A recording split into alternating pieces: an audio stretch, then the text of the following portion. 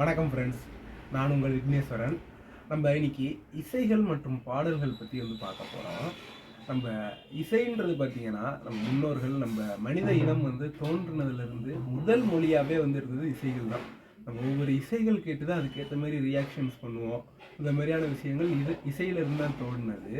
நம்ம இசை மற்றும் பாடல்கள்ன்றது அடுத்தடுத்து பார்த்திங்க அப்படின்னா, காலையில் நம்ம எழுந்திருக்கிறதுல இருந்து ஒரு கந்தசஷ்டி கவசத்தில் ஆரம்பித்து இரவு தூங்குறதுல தேனிரவு கிண்ணங்கள்ன்ற மாதிரியான மெல்லடி பாடல்கள் வரைக்கும் நம்ம வாழ்க்கையில் பல்வேறு அங்கங்களில் நம்ம சாப்பிட்றதுலையா இருக்கட்டும், நல்லா சந்தோஷமாக இருக்கிறதுலையா இருக்கட்டும், துக்கமாக இருக்கிறதுலையா இருக்கட்டும், அதே நேரம் ட்ராவல் பண்ணதுலையா இருக்கட்டும், எந்த மாதிரியான விஷயத்துக்குமே இசைகள்ன்றது நம்மளுக்கு ஒரு கம்பெனியனாக கூடயே வர மாதிரியான ஒரு விஷயமாக தான் இருக்கும்.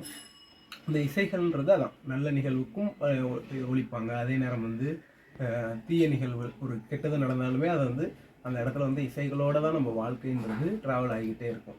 அதில் எனக்கு ரொம்ப ஒரு பிடித்த பாடல்ன்றது எல்லா புகழும் ஒருவன் ஒருவனுக்கேன்னு சொல்லிட்டு ஒரு பாடல் இருக்குது. அந்த பாடல் எனக்கு ரொம்ப ஒரு பிடித்த பாடல். அந்த பாடலில் பார்த்தீங்க அப்படின்னா ஒரு இரண்டு பெரிய ஜாம்பவான்கள், பாடலாசிரியரும் நம்ம மியூசிக் டைரக்டரும் இருப்பாங்க. மியூசிக் டைரக்டர் யாருன்னு பார்த்தீங்கன்னா நம்ம இசைப்புயல் ஏஆர் ரஹ்மான். இசைப்புயல் ஏஆர் ரஹ்மான்றவர் பார்த்தீங்க அப்படின்னா ஒரு ஆஸ்கார் நாயகன். அதுக்கடுத்து பார்த்தீங்கன்னா தமிழ் மேலே ரொம்ப பற்று கொண்டவர். அதே நேரம் ரொம்ப கூலான கேரக்டர், எதையுமே ஈஸி கோயிங்காக எடுத்துக்குவார். இந்த மாதிரிலாம் நிறைய பேர் தெரியும். ஆக்சுவலாக அவர் ஒரு ஸ்லம் டாக் மில்லினரும் கூட. ரொம்ப அடிமட்டத்தில் இருந்து தன்னோட உழைப்புனால் மேலே வந்த ஒரு பெரிய ஜாம்பவான். அது போக வாலின்றவர் ரொம்ப ஆப்டிமிஸ்டிக்கான பர்சன். நம்ம கவிஞர் வாலி எதையுமே ஒரு பாசிட்டிவாக எடுத்துகிட்டு போகக்கூடிய ஒரு நபர். ரொம்ப ஃபன்னாக ஒரு ஈஸி கோயிங்காக, அவருமே ஒரு ஈஸி கோயிங்காக எடுத்துக்கக்கூடிய ஒரு நபர் தான். அதே நேரம் அவரோட பாடல்கள், அவரோட வரிகள் எல்லாமே பார்த்திங்கன்னா ரொம்பவுமே கருத்து உள்ளதாக இருக்கும். அது ரொம்ப எளிமையான தமிழில், எளிமையான வார்த்தைகளில் எளிய மக்களுக்கு கூட புரிய வைக்கக்கூடிய தன்மை கொண்டவர் தான் நம்ம கவிஞர் வாலி. இந்த ரெண்டு பேருக்குமே ஒரு காமனான விஷயம் இருக்குது.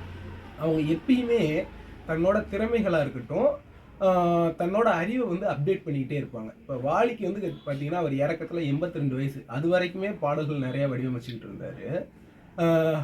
80களில் இருந்த பாடல்களும் சரி, 90கள், 2000கள், 2010கள், இந்த மாதிரியான எல்லா தரப்பின மக்களுக்குமே அவங்களுக்கு புரிகிற மாதிரி எளிமையான வார்த்தைகளில் அவங்க ட்ரெண்டை போய் பிடிக்கிற அளவுக்கான பாடல்களை எழுதி தரதுல வாலி ரொம்ப பேர் பெற்றவர். அதே மாதிரி தான் ஏஆர் ரஹ்மானும் 90s கிட்லேருந்து 2K கிட்லேருந்து எல்லாருக்கும் ஏற்ற மாதிரி அவங்கவுங்க ட்ரெண்டுக்கு ஏற்ற மாதிரி அவரை அப்டேட் பண்ணிக்கிட்டே இருப்பாங்க இந்த ரெண்டு பேரும். அதே மாதிரியான விஷயங்களை நீங்களும் கண்டிப்பாக உங்களோட ஸ்கில்ஸையும் டேலண்ட்டையும் அப்டேட் பண்ணிக்கிட்டே இருக்கணும். இப்போ இவங்க இந்த பாடலில் பார்த்தீங்கன்னா இந்த எல்லா புகழும் ஒருவனுக்கேன்ற பாடலில் சொல்லியிருப்பாங்க, நாளை நாளை நாளை என்று இன்றே இழக்காதே, இன்றே விதைத்தால் நாளை முளைக்கும், அதை நீ மறவாதேன்னு சொல்லியிருப்பாங்க. அதில் பார்த்தீங்கன்னா இந்த நேரத்தோட முக்கியத்தை ரொம்ப தெளிவாக சொல்லியிருப்பாங்க. ஒரு விஷயத்த நாளைக்குன்னு நம்ம தள்ளி போட்டுக்கிட்டே இல்லாமல் இன்னைக்கு செய்ய வேண்டிய விஷயங்களை எல்லா விஷயங்களும் நம்மளால் இன்னைக்கு ஒரு விஷயம் செய்ய முடியும் அப்படின்னா இன்னைக்கே செஞ்சிட்டோம் அப்படின்னா அது கண்டிப்பாக நாளைக்கு உங்களுக்கு பயன் கொடுக்குற மாதிரியா இருக்கும்.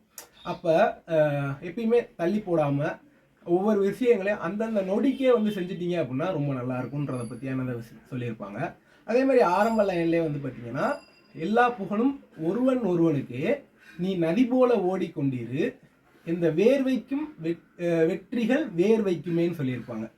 நீ ஓடிக்கிட்டே இரு, உன்னோட எனர்ஜி உன்னோட சத்துக்களை ஒரு தேவையான விஷயத்துக்கு கொடுத்துக்கிட்டே இரு, நீ சிந்தக்கூடிய ஒவ்வொரு வேர்வைக்கும் அது கண்டிப்பாக வெற்றி உனக்கு சப்போர்ட் பண்ணுன்றதை சொல்லியிருப்பாங்க. உங்கள் எனர்ஜி எப்படி இருக்கணுன்றதுக்கு. அதே மாதிரி அடுத்த பாயிண்ட்டுமே அப்படின்னு ஒரு பாயிண்ட் சொல்லியிருப்பாங்க. எல்லா புகழும் ஒருவனுக்கு இந்த வெற்றிகள் வேர் வைக்கும், அதுக்கடுத்து உன்னை உள்ளத்தில் ஊர் வைக்குமே அப்படின்னு சொல்லியிருப்பாங்க.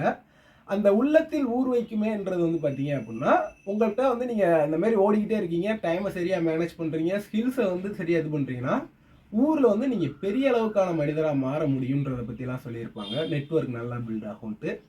அவ்வளோதான் ஃப்ரெண்ட்ஸ், இதை நீங்கள் சரியாக ஃபாலோ பண்ணிங்கனாலே ரொம்ப நல்லாயிருக்கும். ரொம்ப நன்றி, வணக்கம்.